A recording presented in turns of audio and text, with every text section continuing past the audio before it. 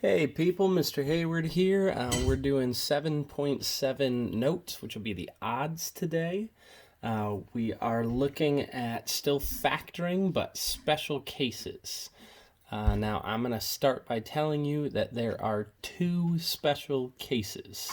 All right, you'll see examples of them as we go.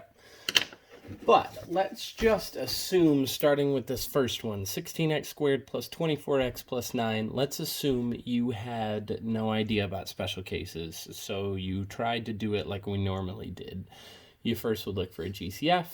You can't find anything there, so then you try a t-chart, and you would need two things that add to 24, and you would need two things that multiply to 16 times 9, which would be 144. So now you can start listing all the factors of 144. Now that number is kind of high, so we're probably going to have a lot of factors. You'd get down to the fact that you're looking for 12 times 12. 12 times 12 gives you 144. 12 plus 12 gives you 24. Check. Now, if we were doing the same thing we did last week, I would then rewrite this 16x squared, but instead of 24x, I'd write 12x twice plus 9. Then I'd take my two different pieces and I'd look for GCFs. So for instance, between these two, the only thing that I can pull out is a 4x. Between 16 and 12, the GCF is 4. And then they both have at least 1x. Then I would be left with 4x plus 3. Now, if I look at these, I can pull out a 3, and I'm left with 4x plus 3. So then what we were doing last week is we said the stuff in the parentheses, that's one set, and then these two things that are left, that's your second set of parentheses. Now, if you are very observant, you're noticing that these things are exactly the same. 4x plus 3 times 4x plus 3. So I could actually rewrite that as 4x plus 3 squared. Now this is a special case. It is called a perfect square trinomial. I'm going to write that. Perfect square trinomial. Perfect square trinomial means that, because this is a trinomial, 3 terms, means that when you factor it, you get the same thing twice. So it's perfect square. Now, it's got a couple of characteristics that help you recognize it. The first number is a perfect square. The square root of 16 is 4, which happened to be the first coefficient. The last number is a perfect square. The square root of 9 is 3, which happens to be the last number. So if we looked at that, square root of 16 is 4, square root of 9 is 3. If I took 4 and 3 and I multiplied them, I'd get 12. And that's the number that you see twice here. So multiply them together, double it, and you get 24. Slightly complicated. I don't even really like to call this a special case because you can do it just like this, just like we've always been doing it. But if you can recognize it as a perfect square trinomial, it's going to save you some time. For instance, look at number 3. You could go through the whole process of making a t-chart, but for me personally, I'm going to see, hey, the square root of 9 is 3, and the square root of 1 is 1. Those are both perfect squares. If I take 3 times 1, I get 3, and then I double it, and I have a 6 in the middle. That tells me that this is a perfect square trinomial. So I know, beyond a shadow of a doubt, that I am going to have 3k minus 1 squared. I know it's a negative because this one is a negative. Now again, that's kind of weird. If you don't like that, you can just go through the same process we did with last week's video. They're going to add to a negative 6 because that's in the middle. They're going to multiply to 9, which comes from 9 times a positive 1. And then you can say, let's see, 1 times 9, 3 times 3, or negative 1 times negative 9, negative 3 times negative 3, and you'll notice that there is only one pair here that multiplies to a positive 9, because negative times a negative is a positive, and at the same time adds to a negative 6.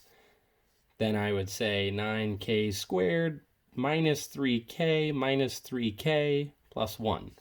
Notice I took this negative 6k that was in the original, and I just split it into the two pieces that we just found with these numbers. Got my two pieces. If I look at the first two terms, the GCF between those two terms, between 9 and 3, I can pull out a 3. And then they both have at least 1k, and I'm left with 3k minus 1. I'm going to do the same thing over here.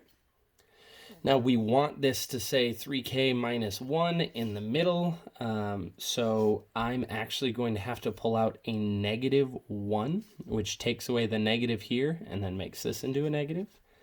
And you'll see I've got 3k minus 1 inside the parentheses, and then I'm left over with a 3k minus 1. Takes a little bit longer, but it still gets you that same exact answer that we did before. So again, this first one, I don't even really like calling it a special case, but if it's helpful to you, for you people who your brains work that way, awesome. All right, now shifting down to number 5. This is a special case called dots. I'll tell you what that means in a second. Now you can do this the old way. The only kicker is there's only two terms, so you'd have to add something in the middle.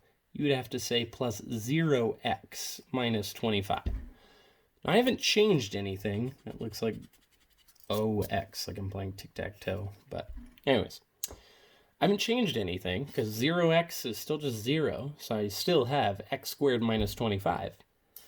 But then if I wanted to make a t-chart, I would say adds to 0, multiplies to negative 25, positive 5 times the negative 5. I don't know why I wrote the positive sign, but that's it. And since there's no coefficient in front, I can actually just put those two numbers next to x's and call it good. Now, notice a couple of things. These are identical, except the sign is different. So before, I had two things that came out to be exactly identical, and I could squish them together and write it as squared. But this time, I don't. I get two things that are almost identical, except for the sign. One is a positive, one is a negative. It does not matter what order you write them in. These are the same thing. Okay, same answer. All right, let's go back to dots. What does that stand for? That stands for difference of two squares.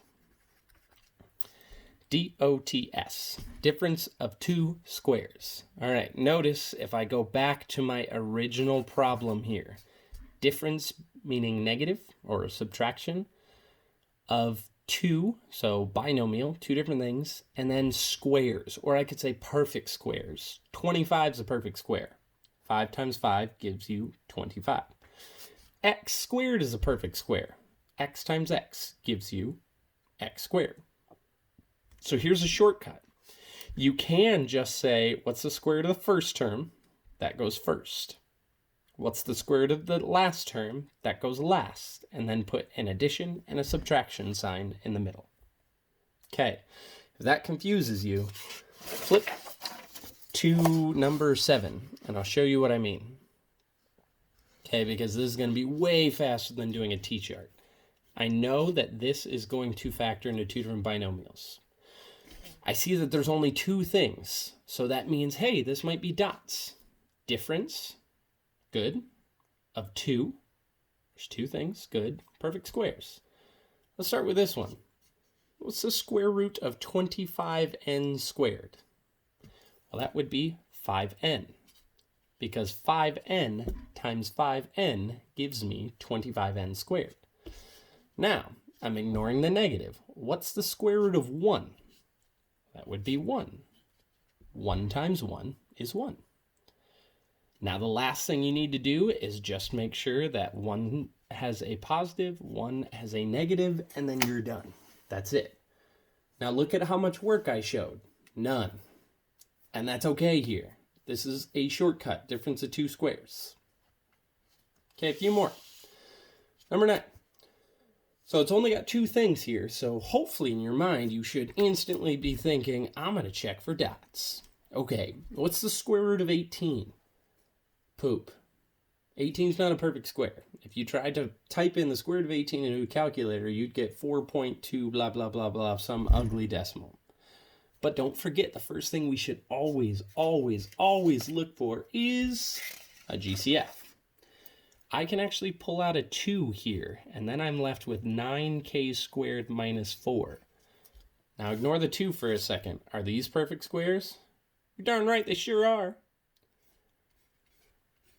Factors into two binomials. The square root of 9k squared would be 3k. The square root of 4 is 2. Then I put a plus and a minus. And if you just boxed this and you called it a day, you'd be wrong and I'd be sad. Don't forget about the original GCF you pulled out. Okay, lastly, number 11. Same thing, you need to look for a GCF first. And in this case, I can actually pull out a 5. Okay? And I'm left with n squared plus 8n plus, let's see, 80 divided by 5 is 16. I'm assuming you have calculators. I don't. So now I know I'm going to have the 5, and then I'm going to have 2 sets of parentheses here, and you've got to figure this out. Now, if you can figure out that this is the first special case, awesome. If not, just do the whole T-chart thing again. Remember, I'm ignoring the 5. 2 things that add to 8, multiply to 16. This shouldn't take you too long. 1 times 16, 2 times 8, 4 times 4. Those are the only things that actually multiply to 16. There's only one of them that multiplies to 16 and at the same time adds to 8. Now that I took that 5 away, I don't have a leading coefficient anymore, so I don't need to do the whole 2-line thing here. Instead, I can just do n plus 4, n plus 4. I'm done. Just to show you, if you forgot that part and you went off to the side and you tried to do this anyways, it will still give you the right answer. It's just extra work. I pull out an n here, and I'm left with n plus 4. Between 4n and 16, the GCF is 4, and then I'm left with n plus 4. Notice inside the parentheses, I have n plus 4. And what's left over, n plus 4. Done. Now, last thing, if I wanted to, I could write it like this. When I've looked at PSATs and SATs and stuff like that, I more often than not see an answer written like this rather than like this, although both are correct, but it's worth mentioning. All right, small recap. We've got 2 special cases. One of them kind of sucks, but whatever. Perfect square trinomial is when it just factors and the 2 sets of parentheses are identical. If you could recognize it, awesome. If not, just do the T-chart. But the one that will save you a butt ton of time is dots. Difference of 2 squares. And that means I've got a perfect square at the start, perfect square at the end. There's only 2 of them. They're being subtracted. And that will save you some time. And you won't have to do the T-chart. Cool. All right, that's all of them. I want you to try the evens for practice, and I will post that video on Wednesday.